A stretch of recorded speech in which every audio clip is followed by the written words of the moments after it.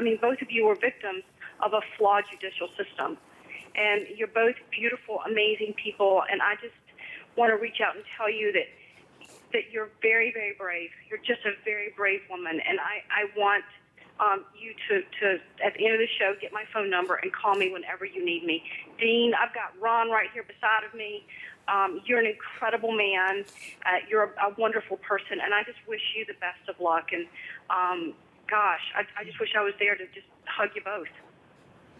Jennifer, yeah, I think that we were talking as you were listening about the guilt and shame that Loretta feels once you realize what the realities are and what the truth is. And that moment was a tough moment for you, Jennifer, just as you've heard it being a tough moment here with Loretta, true? Oh, gosh. My heart was breaking. Yeah, just breaking. Dr. Wells is joining us again today. He was here yesterday, and he is a world-renowned expert in eyewitness identification, the forensics that go into the legal system. He's a professor at Iowa State University, and he's been studying this for 30 years. And Dr. Wells, this is a situation where it seems the system failed, and I wonder what you have to say to these two so he understands that it was not the evilness of this woman, and she understands that she didn't have to have a bad intent in order for this system to break down. Right. Well, eyewitness identification is always a difficult problem. It's virtually never the fault of the eyewitness. There are things that we can do to make eyewitness identification better. There may be some blame in this case, but not of the witness, but rather perhaps at the level of the investigation. We know now better that composites can change memories. We shouldn't single out individuals as being suspects based merely on their similarity to a composite.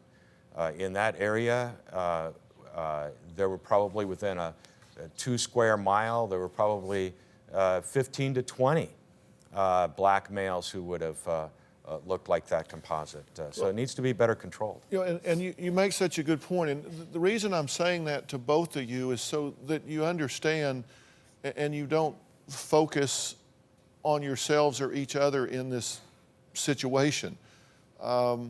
Because this girl was 15, and can you imagine the horror and terror that she was going through, the emotionality at the time? And they're having her draw pictures and make decisions and things of that nature. And then this system, whether it is suggestive, imperfect, or whatever, takes an innocent man off the street for 14 years. But there are more problems here than what you're, because you focus on what you did, of course.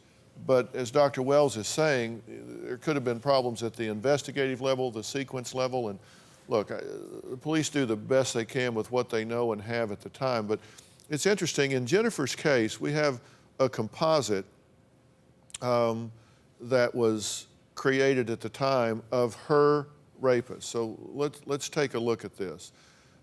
This is a composite. Okay, now let's take a look at the two men. And Ronald Cotton is on the left, and Bobby Poole is on the right. And, you know, clearly there are similarities between the two. I mean, they don't look like twins, but there are similarities between the two. And then you're comparing that to a composite, not even a memory. You're comparing it to a composite, because here's the composite. And to me, the composite looks more like the rapist than it does the man that was arrested and convicted twice of the situation. But I mean, that's just me sitting here now. I don't know.